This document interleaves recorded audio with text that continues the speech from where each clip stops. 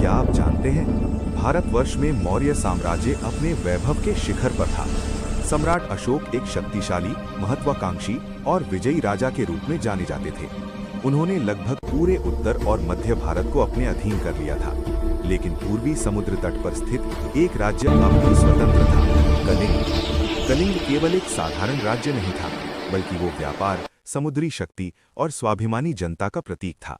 अशोक को लगा कि जब तक कलिंग मौर्य साम्राज्य में नहीं मिलेगा, तब तक उनकी विजय अधूरी रहेगी। इसी विचार ने कलिंग पर आक्रमण का मार्ग प्रशस्त किया।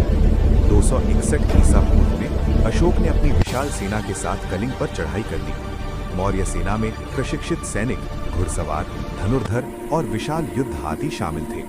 दूसरी ओर कलिंग की जनता ने भी असाधारण साहस दिखाया। ये युद्ध केवल राजा और सेना का नहीं रहा, बल्कि सामान्य नागरिकों ने भी अपने राज्य और स्वाभिमान की रक्षा के लिए अस्त्र उठाए। युद्ध धीरे धीरे अत्यंत भयानक रूप लेता चला गया। रणभूमि में चारों ओर चीख पुकार गूंज रही थी। नगर उजड़ गए, खेत बर्बाद हो गए और दया नदी का जल रक्त से लाल हो उठा। इतिहासकारों के अनुसार इस युद्ध में 1 लाख से अधिक लोग मारे गए और 1.5 लाख से अधिक लोगों को बंदी बना लिया गया। असंख्य स्त्रियां विधवा हो गईं और हजारों बच्चे अनाथ हो गए। ये विजय कम और मानवता का विनाश अधिक प्रतीत होने लगा। युद्ध समाप्त होने के बाद अशोक स्वयं युद्ध भूमि में पहुंचे। वहां का दृश्य उनके हृदय को भीतर तक झकझोर देने वाला था। चारों ओर मृत शरीर पड़े थे, रोते बिलखते परिजन थे और जलते हुए घर थे। पहली बार किसी युद्ध ने अशोक को गर्व नहीं, बल्कि गहरा दुख और पश्चाताप दिया। उन्होंने अनुभव किया कि तलवार से जीती गई विजय कितनी निरर्थक होती है। अशोक ने स्वयं स्वीकार किया कि कलिंग विजय से उन्हें अपार पीड़ा हुई। यही वो क्षण था जिसने उनके जीवन की दिशा बदल दी। उन्होंने हिंसा का मार्ग छोड़ दिया और बौद्ध धर्म की ओर अग्रसर हुए। अब अशोक की विजय तलवार से नहीं, बल्कि धम्म से होने लगी।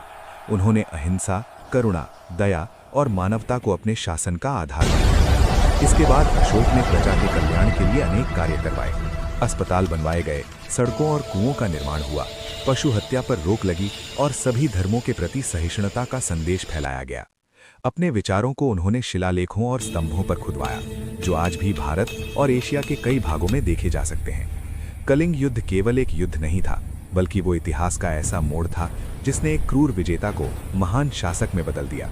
इस युद्ध ने संसार को ये सिखाया कि सबसे बड़ी जीत किसी राज्य की नहीं, बल्कि मनुष्य के भीतर की हिंसा पर विजय होती है। तो दोस्तों, आप लोग वीडियो देखते हैं पर वीडियो को लाइक और चैनल को सब्सक्राइब नहीं करते। आप लोगों से हाथ जोड़कर विनती है, चैनल को सब्सक्राइब कर लीजिए।